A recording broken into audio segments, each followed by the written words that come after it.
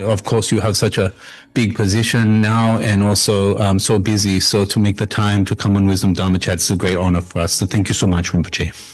Thank you so much. So Rinpoche, I thought tonight we're going to talk a little bit about the yogic life of Tsongkhapa, but I thought to start with this idea that you have now become the abbot of Gyuto Tantric Monastery. And so I thought we have a great opportunity to learn about, what is a tantric monastery? What does it mean to be an abbot of a tantric monastery, and how that all works? Because there's a relationship with the Ganden Tripa, which is the throne holder of Tsongkhapa. So I thought this is a good opportunity just to learn a little bit about this system. And so Rinpoche, I thought we'd start with what does it mean Gyuto is a tantric monastery versus something like Sera that is maybe we could say as a monastery versus a tantric monastery. What is the difference of these two institutions? Yeah, Gyuto Monastery is one of the most important Vajrayana monastery in the Lama Tsongkhapa tradition. Because the Lama Tsongkhapa, if you look at the Lama Tsongkhapa tradition, and it is one of the largest school in the Tibetan Buddhism tradition. It is the largest. And if you look at the follower, even if you look back in the history, even a lot of the like a emperor, like a dynasty, like a Ming dynasty and all these dynasties, they're following that Lama Tsongkhapa tradition. So that's why the Lama Tsongkhapa tradition become the important and the very popular.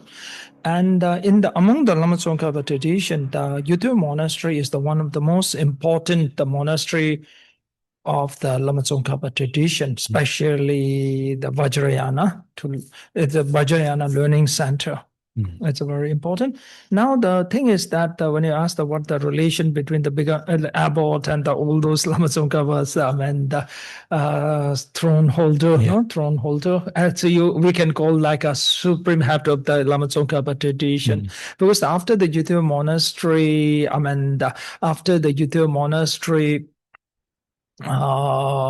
having finished my term of the abbot, then I will be in the line to become the supreme head of the Lama Tsongkhapa tradition. I will be in the line. So lots of people used to ask me that what will I do if I become the supreme head of the Lama Tsongkhapa tradition? No tradition, what will I do? So I used to tell them that I will make a chicken fried rice.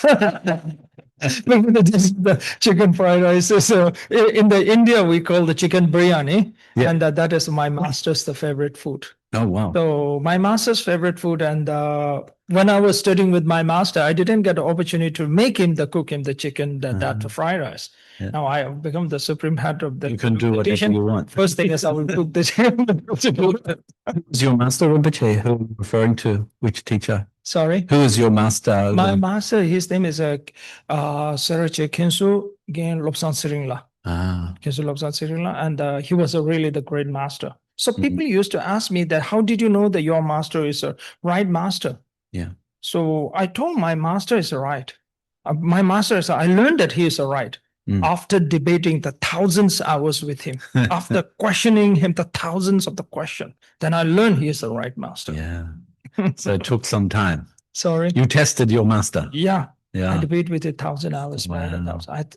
I asked 1,000 of the questions. So then I learned he is the right one. Wow.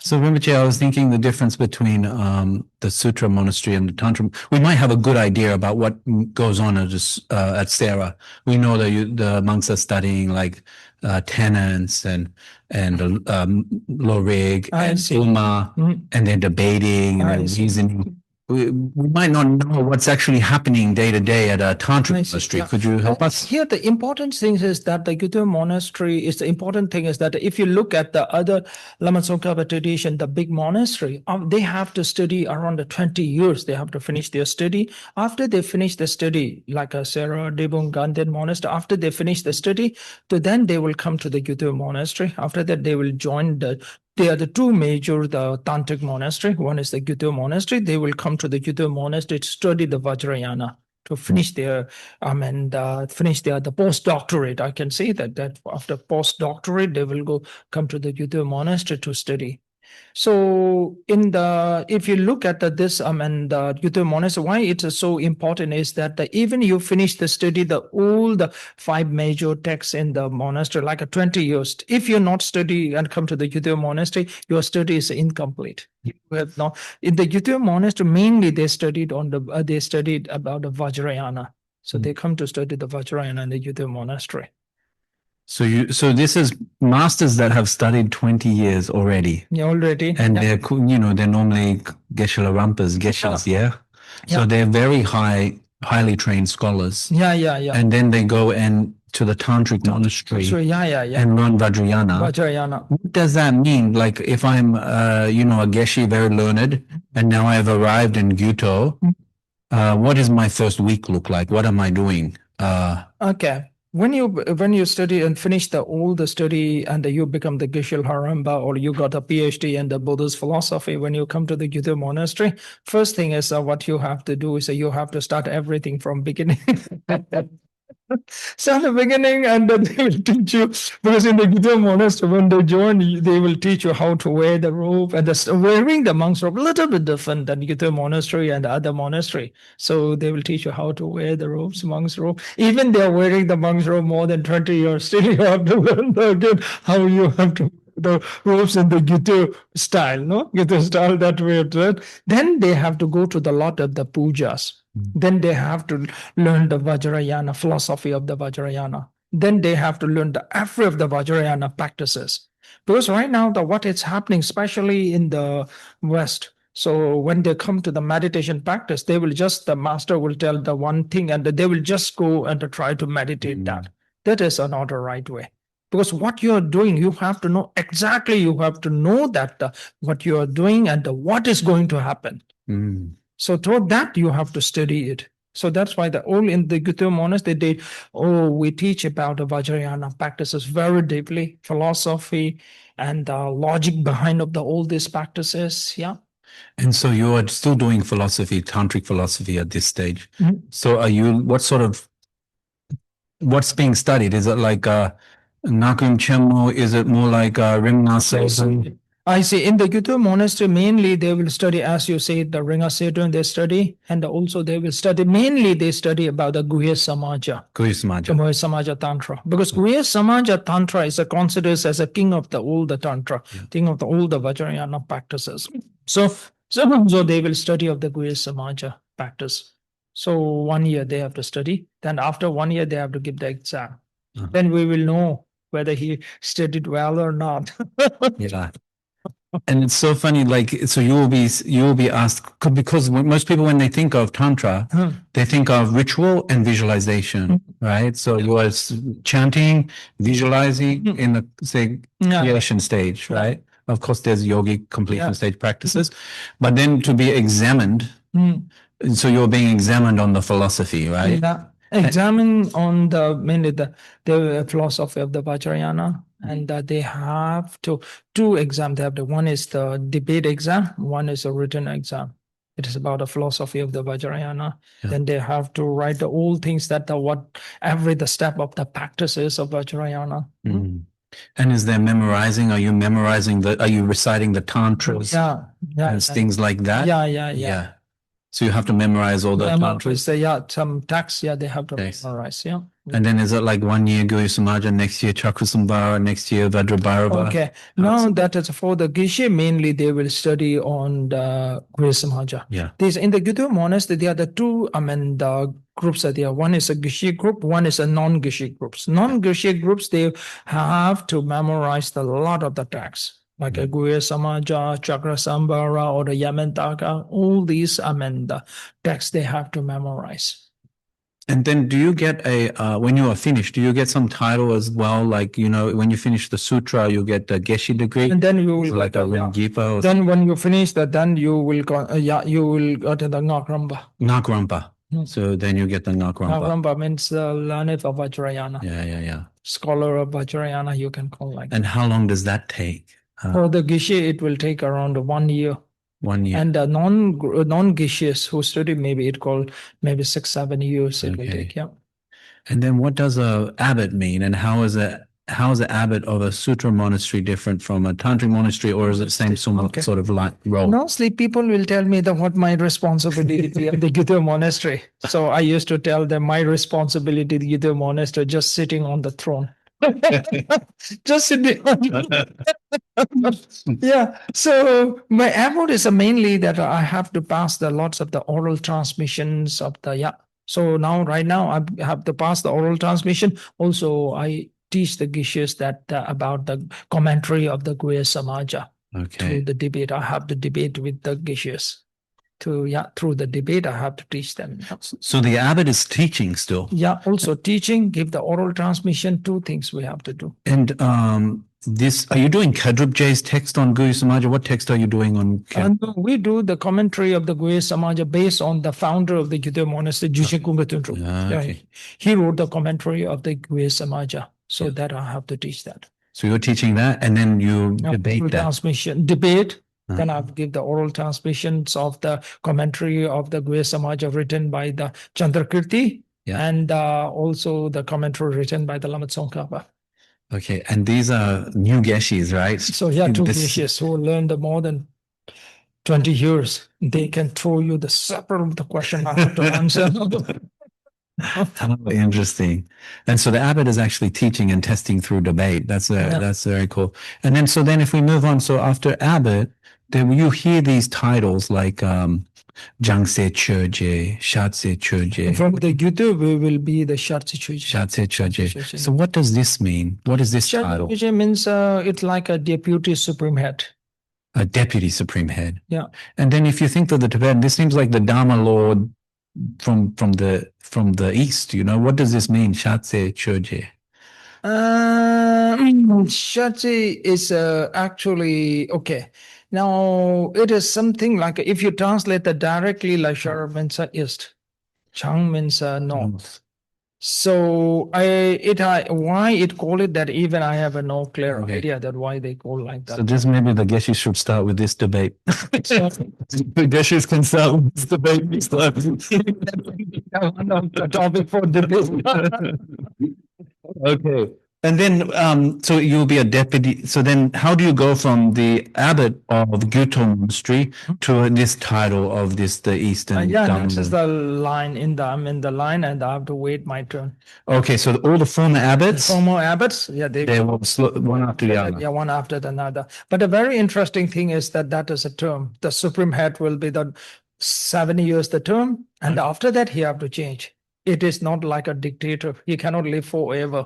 It is a very democratic. This is true of the Shatse Choje as well? No, Tibet, Ganden Tibet. They have the term for 7 years. After 7 years, he have to be changed. He cannot be the whole life. He cannot be the supreme head. That is a very democratic way. They made it. So a term of 7 years, and then 7 years. Then they retire. Then retire. Then he have to retire. Yeah. So he cannot say that he want to be the supreme head whole life. Yeah. So that is a very, the Lama Tsongkhapa is very unique of it. So that way, and even it doesn't matter the nationalities of anyone can become that. Yeah. If you have that qualification, you can be the Lama Tsongkhapa throne holder. So then how do we know who becomes the Ganden Tripa, the Shatse Choje, or the Jangse Choje? If that Shatse Choje, this time that Shatse Choje become the Ganden Tripa, and the next time the Jangse Choje will become the Ganden Tripa. Okay. Yeah. And the Jangse Choje comes from Gyume. Gyume, yeah. Okay. Right. And then how long is the term of the Shatse Choje, Jangse Choje? The Supreme Head Turn will be the 7 years. Yep. Then after that, maybe one Shatse Choje or Jangse Choje will become the Supreme Head. So that depends on when he get retired, the Supreme Head retire. Okay, so then the person just waits until they become Ganden Tripa. Yeah. That's right. Okay. Very interesting. And then who made all these rules? Like, this is not from Tsongkhapa, right? After the Tsongkhapa death, after the Tsongkhapa death. Yeah. So they selected the throne holder of the Tsongkhapa throne holder. Yeah. So they selected. So the first they selected he's the most the most I can say the most intelligent and the best student, Gyatsobje. Yeah. Then after that, Pedrubje become the throne holder. Very interesting story. If you look at the Lama Tsongkhapa story, his best students on the first day came to Lama Tsongkhapa to debate with him. After debating with him, they realized that master is a great master, so become the student. Okay. So just like how you realized your master was a great master. Yeah. So this has become very important in the Gelugpa system, is this, testing through the Gelugpa system. Actually, it's a Buddha system. Yeah. If you look at the Buddha's time, Shariputra also searching for the master. Then he heard the Buddha's all the phenomena arise from the causes. He find it very interesting. Yeah. Then he came down. That time, if you look at how the Shariputra find the great master, not through the emotion, not through the faith, through his analysis, through the understanding the Buddha's the Dharma. So they become the student of the Buddha. That is the real way. How do you choose the master? Not through your emotion. Yeah. Yeah. And so if we follow just around this part of the conversation, we follow Rinpoche's career, right? We follow your Dharma career. You studied for the 20 years, become a Geshe, top of your class, Geshe Larampa. Then you go to Gyuto. Yeah. And then you become Gyuto deputy abbot. Then you now are just enthroned as the abbot. Yeah. And then one day you will be the Shatse Choje, the deputy throne holder.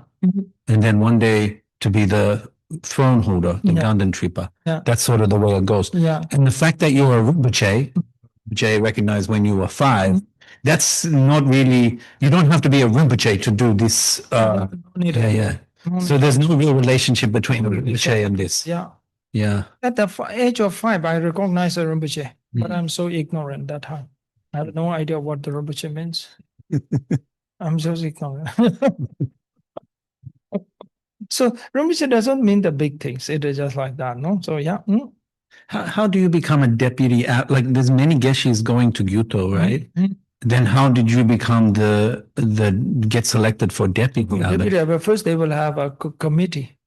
The committee will select the deputy abbot. The committee look at their qualification. You have to write that they will look at your whole the qualification, how you studied in the Geshe Larampa degree, how many marks you got in debate. Yeah. Then they will look into how you studied of the Vajrayana. All they will check with your whole the profile. Yeah. So then your qualification, your profile, the qualification is very important for to become that. Yeah. So you could be someone who's very smart, Rinpoche, like very intelligent, and so that you pass the test, you're very good at debate, but that might not make you a great master. So how do we check that this system is selecting for great masters as well? Is this committee looking for the qualities of the teacher as well? Or is it really just... Yeah, I think this is finding the quality to become the great master. Because if you look at the master, what does the master's the job? He is like a physician. What is the most important thing for the doctor? Qualification. If someone comes and told, I have an experience, I practiced the surgery 30 years somewhere in the jungles and we allow them to do the surgery? You have to graduate from some medical university, to become the physician. So it is exactly the same. Yeah. This is an interesting analogy because you might think that like Dharma is a little special because it's a spiritual qualities, right? So you might think if you're a lawyer, I don't care if the lawyer is a good lawyer and wins my case, I don't care if they're a good person, right?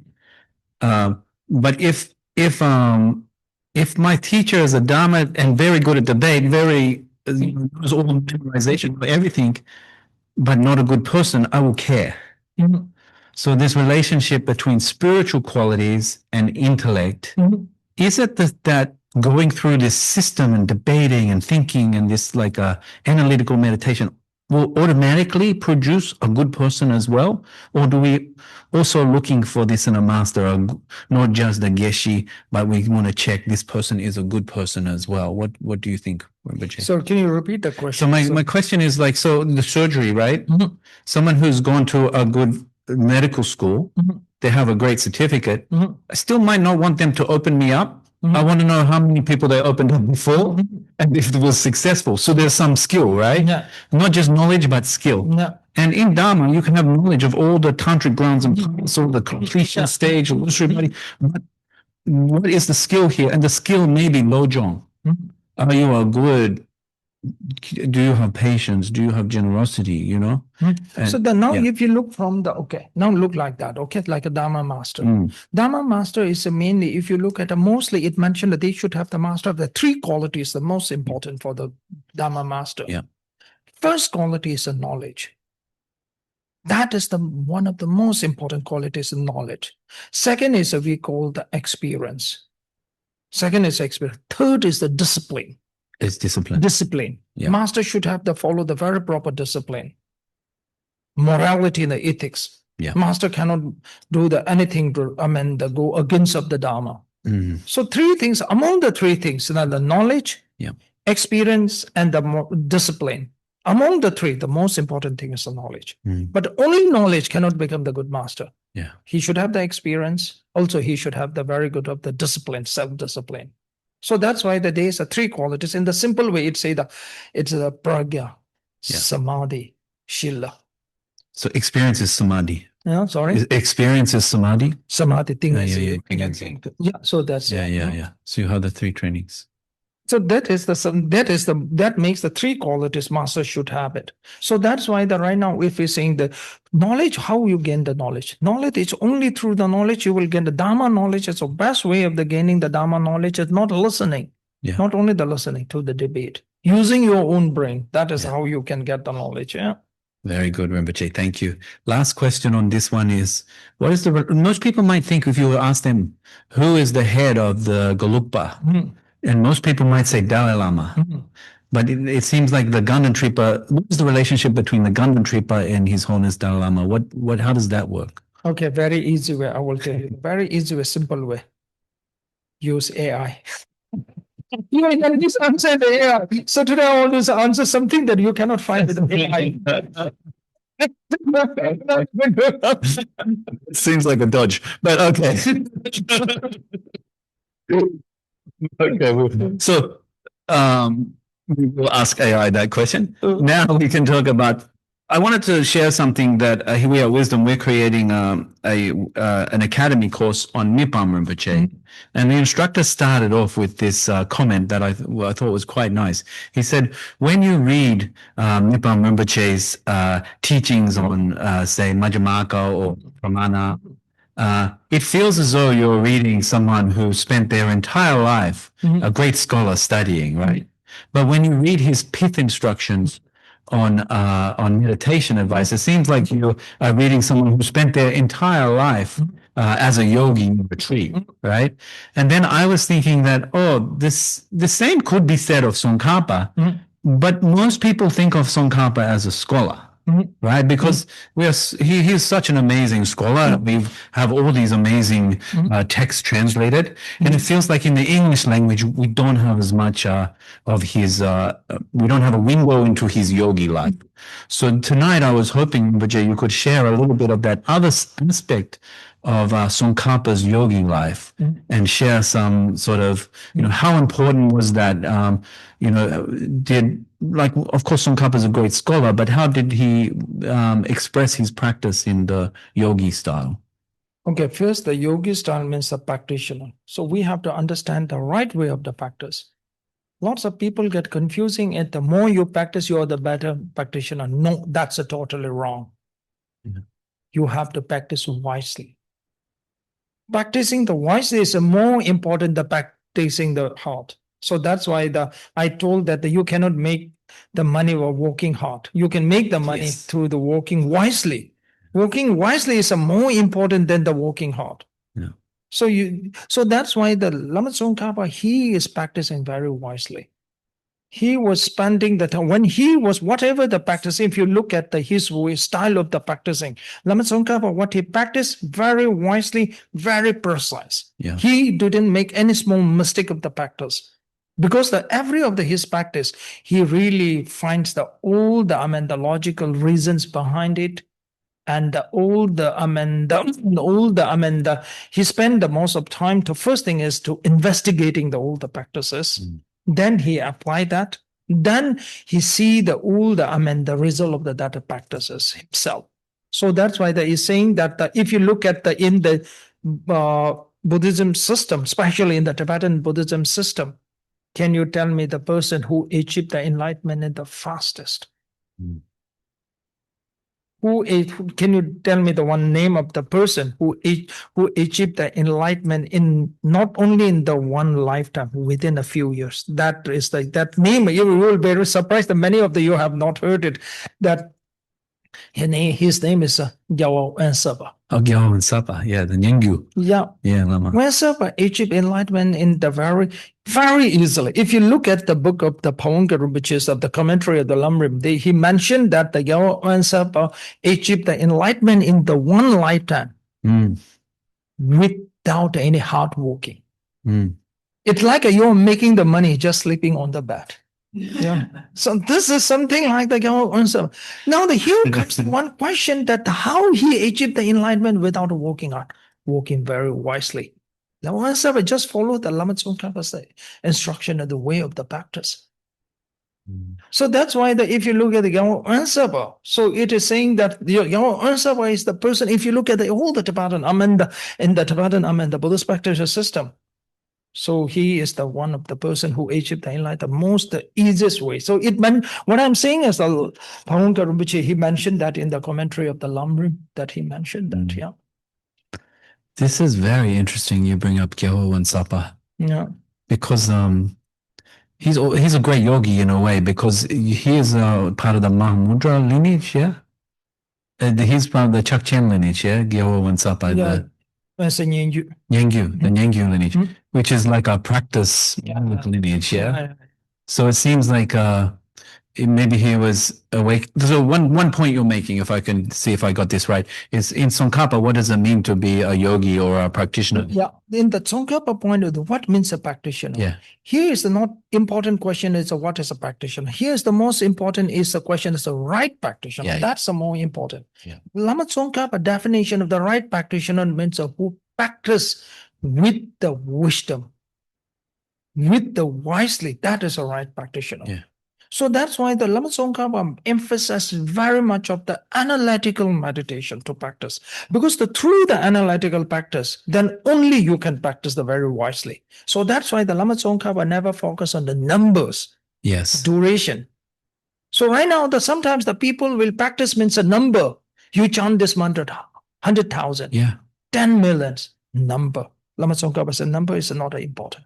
Lama Tsongkhapa tradition is a number is not important. Duration is not important. Some people say 3 years, 6 years, 10 years. They go for the duration. Yeah. If you can realize the reality in the one day, then why you have to waste so many years to practicing so hard? Yeah. So to realize this fast, you need the knowledge, wisdom. It seems like that the point here is before you head off and use all this energy going in a direction, make sure you're going in the right direction. So spend the time working out which is the right direction Yeah. before you use the energy in going forward. Yeah. That's right. So that's why this is in the liberation of the palm. Mm. In the commentary of the Lamrim liberation palm, they mentioned that the number is not important, not focus. Quality is more important. Second thing is the right practitioner. So whatever your practice, you have to do it very rightly. Yeah. Quality is more important than the quantity. So if number is not important, duration is not important. Sometimes you hear this idea that you can either do numbers, duration, or sign. Mhm. So is the sign important, like the result? You practice until you get the result, but you got to be, well, how do you know if you're not using numbers, you're not using duration? How do you know what to practice and for? Well, how do you know how long to practice? Then you have to look into yourself, what to bring the changes in you. Yeah. Number one. Yeah. Then the second thing is that you have to look at your understanding. Because your understanding that you have to, second thing is you look at your understanding. Yeah. Third thing is that right now that most of the practice, if you look at a lot of the practice, they do it through their emotions. Okay, tell me more about this, Rinpoche. Emotion, like when you feel something like through the faith. Yeah.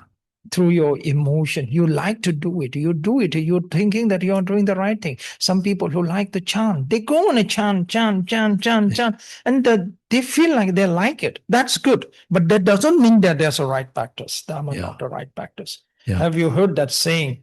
That's a very nice saying. Doing the same thing again and again and expecting the different result is the stupid, Yeah. Yeah. So Rinpoche, what you're suggesting is that if we practice, we can expect results, right? If we practice, we should expect results. Expect what? If we practice, we should expect results. We should expect results. We should see, drebu, like results. Result. Okay. Yeah. So every practice, you have to look at what kind of result you are getting. Every practice, you have to look at what kind of the benefit you are getting. Every practice, you have to look yourself and what kind of the changes you have. So best changes is that you can overcome with your negative emotion, negative affliction, reducing the negative affliction, like anger, attachment, ignorance. How can you reduce the ignorance while chanting the mantra? It's impossible. Yeah. So through that, that's why they're saying that you can eliminate the negative emotion through the wisdom. Yeah. When you talk like this, I can't help but think some other things, right? Because you hear things. And one thing that's coming to my mind right now, so I accept what Rinpoche is saying, but something is coming to my mind is like these stories you hear of Tsongkhapa. Like I heard of stories that he did so many prostration that the stone went down, or he did mandala offerings. And so how do we also explain this with this idea of working smart, not hard? Okay, that's a good question. Because the Lama Tsongkhapa, he did through that. Because the first thing is before when he doing the mandala and the prostration, he didn't choose that because that is the advice of the Manjushri Buddha. Yes. Manjushri Buddha advised him to do that. He's so smart. But the thing is that when we are having the Manjushri Buddha visualization, how we'll know that he's really having the Manjushri visualization or he is having the hallucination? Yeah. There's a very interesting saying. Take it as a joke, okay? Yeah. When you talk with a God, that is a praying. When the God talks with you, that's a hallucination. Say again, what's the first bit? When you talk with God, what? That's praying. God talks to us. So that's a hallucination. Okay. So now the thing is that when the Lama Tsongkhapa were having the visualization of the Manjushri Buddha, how you can tell that it's not a hallucination? Yeah. Because I have met the people. They used to say, oh, they see this Buddha, that Buddha, a lot of things. Yeah. In the Taiwan, a number of the people come to tell me that. Then I always tell them, if you see the Buddha, ask the lottery number. Yes. Then come back to me. Yeah. Then no one came and told me that now they're seeing the Buddha. Yeah. Because now here the one thing that Lama Tsongkhapa having the very interesting, if you look at the Lama Tsongkhapa's life story, very interesting thing is that when the Lama Tsongkhapa having the visualization of the Manjushri Buddha, he asked the several questions to the Manjushri Buddha. And the Manjushri Buddha, whatever the answers to him, he said that he cannot understand it at all. Tsongkhapa can't understand what Yeah. Manjushri is saying. Yeah, Yeah. important point. Yeah. There is a one very important point is that there is a one person. He using to have the exactly the same thing that he used to have to see the Buddhas. Then he went to tell his master very proudly that I saw this and this Buddha. Then master told him the one thing. You just put your hand in the grain, no? Yeah. The barley grain. And take the handful of the barley grain. Then when you see the Buddha, ask the Buddha that how many of the grains in his hand. Yeah. Then okay, he told that, and that evening, again, when he see the Buddha, he put his hand in the grain, and he took out the handful of the grain, and he asked the Buddha how many grain in his hand. Then the Buddha disappeared. Because that answer, that he cannot hear that answer from the Buddha. Yeah, if he doesn't have the answer, it's not a Buddha then. Yeah, he don't have the answer. So that's why everything coming with his own imagination. Yeah. So that's why the difference is that when the Lama Tsongkhapa asked, when the Manjushri Buddha gave the advice to the Lama Tsongkhapa told he cannot understand it.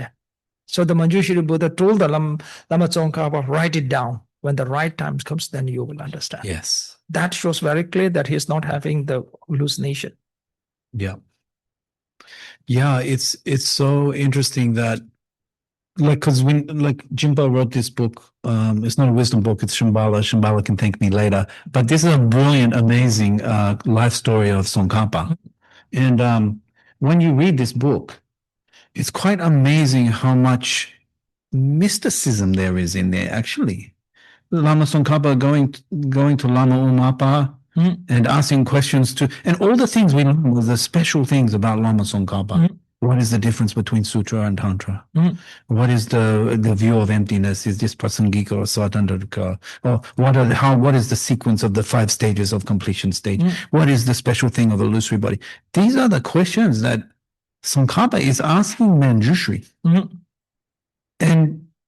And so there's some dialogue, right? And so at first he's going through Lama Umapa. Then he ends up having visions of Manjushri himself, and also of, I think, maybe Vajrapani, but Vajrabharava. He has all these visions. And then also his students start to have visions of Manjushri. He is practicing in retreat the Manjushri cycle that he gets from it's quite incredible. And then also when he realizes the emptiness, he first have a dream, yeah? So how do we... It's quite surprising to me that Lama Tsongkhapa was asking the Manjushri these questions, but then what you're saying is Manjushri would answer him, but then Tsongkhapa did not really understand the answer. And then later, Lama Tsongkhapa has to sit with these answers. He has to almost chair gom with these answers, right? Till he gets his own realization of this. Is this how this works when Tsongkhapa is asking this deity, but then relying on his own practice to receive these realizations? The thing is that you have to know the one thing that why the Tsongkhapa went to ask this question to the Manjushri Buddha. Yeah. He have reached such a state that time that no other any master in that time can answer his question. Yeah. That time he reaches such a knowledge that he reached that no one can answer his question. Yeah. That is a very important point. Because whenever he asks any question, that time no any great master in that time in the Tibet can answer his question. Yes. So now he says only one choice left that he have to ask the Manjushri Buddha. Even Dharma is saying to Tsongkhapa, his own teacher is asking, please ask me. So that's why he went to Manjushri Buddha. Yeah. But now here the question is how you will know that he is answering the very rightly, not having the hallucination. Yeah. So that's why as I mentioned before, Lama Tsongkhapa asked the question for Manjushri Buddha. Then the Manjushri Buddha said a very interesting answer that he have to read the more texts of the great Nalanda scholars. Then he asked whether he can rely on the Chandrakirti. Yes. Manjushri Buddha said, yes, you can find Chandrakirti. Then also, that is the one very important. Through that, that's why through that, he got the understanding. Emptiness should be understood through the analysis, through the analytical meditation. So that's why if you look at the Mipham's, the Geshe Dome, clearly he mentioned that the emptiness should be realized through the analytical meditation. Yeah. You know? Tabzu ripa gyada je bede mata tobarka. That is the Mipham's word. Mipham was saying that if you don't use the 100 of the logic, you will not understand the reality. So this comes a Mipham and Lama Tsongkhapa, this all comes on the one side. So that's why that Lama Tsongkhapa, the great, the realization, he comes through the analytical meditation. And so Mipham even says this. Sorry. Mipham is saying this, that you need analytical meditation to realize emptiness. That without the analytical meditation, there is no way of the understanding or realizing the emptiness. And this is also true of Dundan Namdrang Mayimpa, the unenumerated emptiness as well. This is true for Mipham, that one. Yeah. Wow. So do you think Mipham is learning from Tsongkhapa? Sorry? Do you think Mipham is learning from Tsongkhapa? He clearly said that he is really admire the Lama Tsongkhapa. Yeah. You will get very surprised that the Mipham said that now the lot of the Lama Tsongkhapa followers not understand the Lama Tsongkhapa. Really? He said that. So that's why he said in his book, the Chunju Devaketaka, I don't know how to translate that in the English, but he said that I have such a strong faith in the Lama Tsongkhapa. But the follower of the Lama Tsongkhapa not understand his word correctly. So he mentioned about how the Lama Tsongkhapa idea should be interpreted. So also, what is he thinking they got wrong? The followers, does he say that? What did he think Lama Tsongkhapa's followers are getting wrong? Okay. Now this goes the Lama Tsongkhapa's the idea. He's saying that when you realize the ultimate truth and the conventional truth, it should be realized together simultaneously. So he's saying the Lama Tsongkhapa followers are not getting it. Yeah. So not only that there was a Chankhya, was a great Lama Tsongkhapa tradition, the scholar. Chankhya wrote the one book about the emptiness, one song of the emptiness. Mipham wrote the commentary of it. Oh, really? Yeah. And wrote it, and the Mipham brings a lot of the quotes from the Lama Tsongkhapa, saying that the ultimate truth and the conventional truth should be realized together. Yeah. So that is the thing. So that's why here things that we come back, Mipham, Lama Tsongkhapa, all they are on the paying the too much importance for the analytical meditation. Yeah. So that's why the Lama Tsongkhapa, when you look at the Lama Tsongkhapa's yogis and practitioner, yogis and purpose of the practice is, what is the purpose of your practice? Purpose of your practice is to get the realization of the truth, to realize the truth. How can you realize it? Through the walking the wisely. So you cannot say that a good practitioner, because this chant the 100 millions of some mantra, it is not the qualities or it is not the definitions of the good practitioner. Yeah. So right now what's happening is, someone says, I meditate 100 hours. They will not look at the quality, they look at the duration. So that's why if you look at the meditation trainer, they just go for the 10 hours or 20 hours or 30 hours of meditation. It doesn't make the good practitioner. Good practitioner should be the quality. So whatever you will the practice, you have to do the right practice. So how do we know we're doing the right quality? So we sit down for, an hour or 20 minutes meditation. Of course, we can now we throw away the clock. I like this idea. I'm going to throw away my clock, and I just meditate. Then I meditate for however long there's quality. How do I make this a practice now, like this stuff? That's, you have to know what meditation you are doing. First thing, you have to know what meditation. Yeah.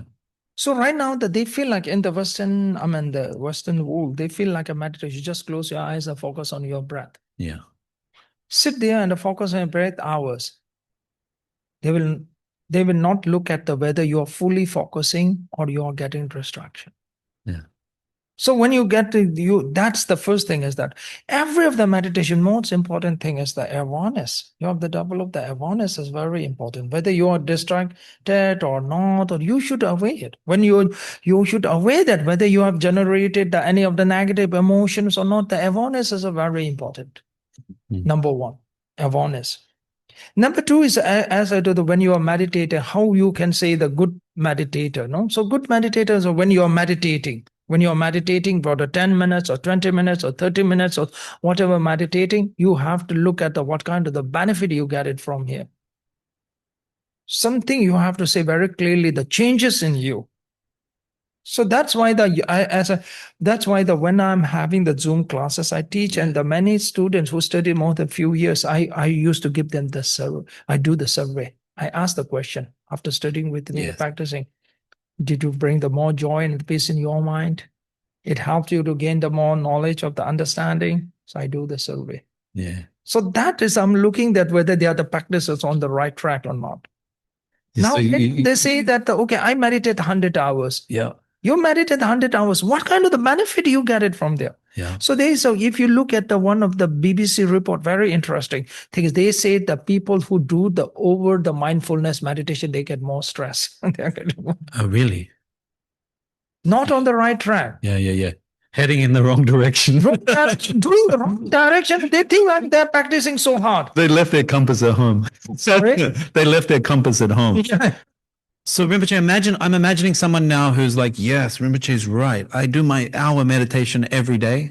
I just been making sure I go through the hour, and I'm not really worried about awareness. And if I'm distracted, I've just been doing that. And yes, Rinpoche, I noticed I have not improved, right? Yeah. I'm still stressed, and I'm still, dealing with my emotions. So if I'm that person, then Rinpoche, what advice? What should I do tomorrow? Well, how do I start being different? Join my class. Very simple. I always tell when I started my Zoom class, I always tell to join my class and to try the 1 year. So if you can improve that, if you don't get any benefit with my class, I will officially say sorry to you. Yeah. That's my responsibility. So let me ask it this way. If I was to join your class, what would I learn? What would I learn in the first few weeks? What would you teach me? First thing is you have to learn that how you would get in the Zoom. That will How much money?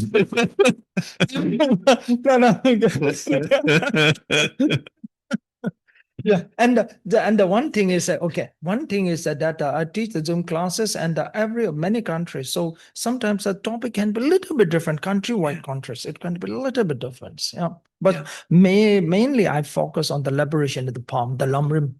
Okay. And make a Lamrim in the very easy way. So I teach Lamrim. And so then you are advising people just to practice for as long? For every week I give the homework for 10 minutes, like that, 10 to 15 minutes, like a homework, and to do the practice. Yeah. Okay. Rinpoche, I want to note that you whenever I talk to you, whenever I spend time with you, it's very joyful and very humorous, right? And you're this very high teacher, Rinpoche, and so refreshing to be able to have these conversations. We're laughing and there's jokes, and it's not so serious. And then sometimes it can be serious when you want to talk about Chiktu drill or something like that. And so I was wondering if Rinpoche, you could give us some advice for like lightheartedness in practice. Lightheartedness, like joy in practice. Like sometimes we can get so serious, like especially we read Liberation in the Palm of Your Hands, and you can get very serious about practice and tight. And so, but when I see Rinpoche, you seem very clear of mind, but very relaxed. And I was wondering, what is your secret here? Understanding well. That's a very important. Whatever things you don't understand it well, then you try to do it, then the seriousness will come. When you think you know the very well, then have you heard they saying, to break the law, you have to understand the law very well. When you understand the law very well, then you know how to break it. So the same thing, that whatever the practice, you have to understand it so well. So then you can do it with the joyfully and the very easily. So that's the thing, and that is the one thing. Second thing is that mostly my master, I think that I have a very strong, impact from my master. Because when I was very young, I asked my master the one question. Master, that how can you be so sure that you're on the right track? You may be on the wrong track, and the leading us also on the wrong track. You said that to him? Sure? Yeah. Wow. You're on the right track. So my master answer, he just laughed and laughed. That is the best answer in my life. That means that he told me, now I have to explore. I have to. He never told that, how can you think like that? I'm the master, you are the student. He never told me that. So right now, the one other thing is what happening in the Western world. They bring the guru and the student relations, and that they talk about a samaya, the rules, no? So this is something like, from my perspective, this is like a controlling. So master want to control the student. When someone to control it, then they cannot give the freedom of thinking. Yeah. So that's why that will become the lots of the like a master student in the Western world. When they become the Buddhism, they introduce first, they talk about a master, then they talk about the student, then the samaya, all the relation. So finally it's come to the master guru to control the student. Yeah. So if you control someone, how can you let them think freely? To someone to let think freely, give them the freedom to ask the question, freedom to do the analyzing. So that's why when I ask this question to my master just laugh and laugh. Yeah. So I learned that I have to explore. I have to do the analyze that he's on the right track or not. Yeah. So that is the thing. So that's why that is the thing, as I mentioned before. So that is the one thing. So my master, in fact, so that's why you say the joyful, when I talk with take everything is very lightly. Even like the serious question, my master took it are not very serious. Yes. So his laugh is the best answer for me. I think you put your finger on something really nicely here, is that there's a link between this like joyfulness and in practice and this relationship with the teacher. So I think that when there's a lot of freedom around, when the teacher gives the student a lot of freedom, those students seem very joyful. And then when there's this really tightness between, like there's some sort of tightness or control, or maybe not control, but the student doesn't feel fear or something like that, or samaya, all these things, then often their practice becomes very serious and tight as well. So maybe there's a relationship between the way they practice and the sort of relationship with the teacher and how much other thing is, when you read Tsongkhapa's biography, of course he is very respectful of his teachers like Rendawa and stuff like that, but it doesn't seem like it's a huge focus. It doesn't seem like it's a huge focus, this guru yoga and stuff like that. But then if you read Liberation in the Palm of Your Hand, there's more of a focus on guru yoga. Yeah, one thing you should know, the guru yoga is one side is very important. Guru yoga is important, is more important. So analyzing the guru is more important. So once you find the guru is very right, through your the analysis, then the guru yoga is important. Right now, what's happening is that they just introduced the guru yoga, but they never talks about the analyzing the guru. Yeah. So that's why once you don't analyze the guru, how you will know that the guru is right? Because you choose the guru not through your analysis. You choose the guru through your emotion. Yeah. So that is the one. So that's why the people used to ask me why there are lots of the fake gurus. So then I told them that because there are a lot of fake students. So that's why the fake guru comes. So because you are becoming the fake student, not analyzing the master. Through your emotion, through your blind faith, you're seeing some as the master very easily. So that's why you are the fake. You will become the fake student, then the fake guru will come. Yeah, the dependent relationship between the fake guru. So that's why if you look at the Lama Tsongkhapa, the Lamrim, and the Liberation of Palm, it is analyzing the guru. So that's why they talk about the qualities of the guru, 10 qualities of the guru. Yeah. Most important, these qualities first you have to check, and the qualities of the student, qualities of the master, because they mention the quality to do the easier to the student to analyze them. Master have these qualities or not? Yeah. And also the Lamrim teaches us this, that we should reflect on the kindness of the teacher, and also the good qualities of the teacher, and then sort of, I don't know the English words, is best English words for depa and yiche. These things arise automatically. So it's like, this is not something you have to work at. If you think of the kindness of your teacher and you think of their good virtuous qualities, then this natural sort of faith will arise. Now, of course, if they are not kind, you can't really reflect on their kindness so accurately, so maybe those qualities won't arise. So it seems like there is like a very cause and effect way of relating to a teacher, and that and you have to accurately analyze whether they have these qualities or not. Very right. Do they have the knowledge, and are they kind? You know? But these things are Why do you think? So why do you think we have a little bit of trouble with this in the West, or is this just always in Buddhism? There's always there's these misunderstandings, or do you see this as more prevalent in the West, that this fake gurus and students Actually, not knowing? the fake guru problem is not only in those all over the places. Yeah. The fake guru is there. Yeah. Because the fake guru is there, because always there is a fake student. So that's why the fake guru is always there all the time. Fake student is all the there, no? Yeah. That's why I always encourage the people to do the more analysis, develop the wisdom. Yeah. So that's why the one time people ask me what is the center point, main point of the Buddhism? Because you have heard the bodhicitta, compassion, also main point, but I never say that main point is that bodhicitta, compassion. I always say the wisdom is the main point of the Buddhism. Buddha gave the teaching more than 50 years. Most of these teaching is about the wisdom. Yeah. So if you look at the people who are suffering this world, not because of the lack of the compassion, they suffer because lack of the wisdom. Yeah. So that's why that the wisdom can be developed only through the analysis, through the experiment. Yeah. Analysis. So that's why it is a very, especially now when you look at every of the Dharma practice of the guru and the student relation, that is a very important the analysis and practice. Yeah. It's very important. The second thing is that every of the guru should encourage the student to become the master of the themselves, not to just follow. So that's why some of the senior students, I used to tell them that after they finish the study, now you're your own, go on to find your own path, not to just follow me now. Yeah. And how does that go, Rinpoche? Do you check in with those people? Is that working for? It goes right now where I started up. Then it take few years how it goes. Then I can tell up see how they go. Because they used to, because I always tell them, my senior students, my wish in my life, I have one wish that I could see my student achieve the enlightenment in my lifetime. That's my wish. Yeah. Not just go and talk and teach and just gain some people to follow me. That's not my wish. Yeah. I don't want that's lots of people to follow me. I wish to see some of my students achieving the enlightenment in my lifetime.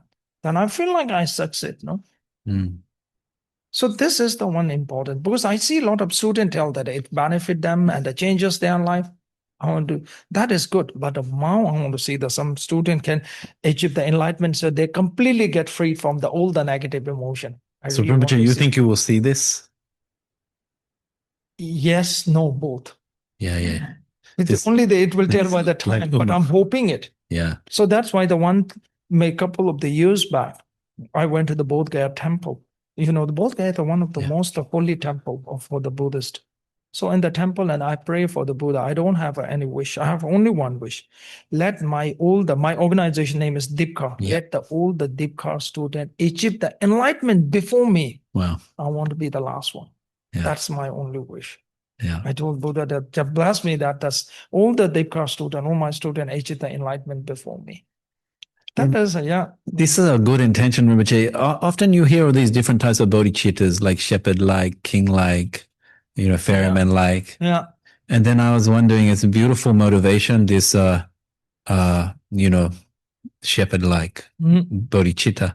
But then I was thinking, if you think with wisdom, shouldn't you have king-like bodhicitta? You should become enlightened first so that you can help all the students even better. This is something I always thinking in my mind. I don't know how to resolve this. Motivationally, shepherd-like bodhicitta, wonderful. But actually, shouldn't I have king-like bodhicitta? So I don't know how should I think about this question, Rinpoche? This thinking. So what's your question? My question is that in your mind, when you're thinking of bodhicitta, should I be thinking like, oh, may all beings become, may I, may everyone become enlightened and then I'll become enlightened, or may I stay behind and help people not become fully enlightened? Or should I be like, I want to become enlightened as fast as possible so I can help all beings? What's the better one to have in my mind? That you have to decide. Okay. Not me to tell you that what you have. You have to decide that you should choose it. So generally for me, that why I decide like that, really that I really want to learn from me, really want some of the success in in their Dharma practice. Mm. So that is the thing, because I'm teaching them so many years, and I really want them that I want something at the success and that they are the spiritual the journey. So that's why I thought that, yeah. Rinpoche, just to finish this session so what comes to your mind when you think of Tsongkhapa as a yogi? What's the image? And then Gyewa and Sapa as a yogi. What is the image that comes into your mind when you think of these two teachers? The image of Lama Tsongkhapa, isn't it? Yeah. For me, okay, very honest with me. First, the Lama Tsongkhapa, when he tell the image of the Lama Tsongkhapa, so I will see like a Lama Tsongkhapa image look like a Lama Tsongkhapa is the great master who clarified all the practice point in the very precisely. It is like a compass. Without a compass, you cannot get the right direction. For me, he's like a compass. Yeah. That is the most important for the practitioner. If you start any journey, what you need the compass. Direction. Yeah. Speed is not important. Direction is the more important. How you get that direction? Through the compass. So Lama Tsongkhapa for me is, I will not say the scholar, I will not say the yogi, he's a compass. Yeah. Every of the practice. That compass you have to rely on to get the right direction. When you're on the right direction, whether you walk fast or slow, definitely you will reach at the destination. Even you walk so fast, run so fast, wrong direction, you will not reach the right destination. Yeah, for me is that, yeah. That's beautiful, Rinpoche. And I think that, so Tsongkhapa is the compass. If we have Tsongkhapa, we know we're going in the right direction. Yeah. Now I think Gyewa and Sapa is... You don't need something. Yeah, you just get GPS. I don't need a compass. Yeah. But now I think Gyewa and Sapa is the speed, Rinpoche. Sorry. Yeah, Gyewa, you see that when Sapa, Yeah. he used the Lama Tsongkhapa as a compass. Yeah. So that's why if you look at any of the Tibetan Buddhism history, he is the one of the fastest one to achieve the enlightenment in the very short duration. So that's why he used the Lama Tsongkhapa as a compass. Very nice, Rinpoche. Thank you so much. We're going to have some question and answer from the audience now. Sure. So please, if you'd like to ask Rinpoche a question, please in the Q&A panel in the Zoom, you can write your question. We're going to have like 2 minutes break so you can ask your questions. We'll also take some questions from the audience here. Okay, so a short break.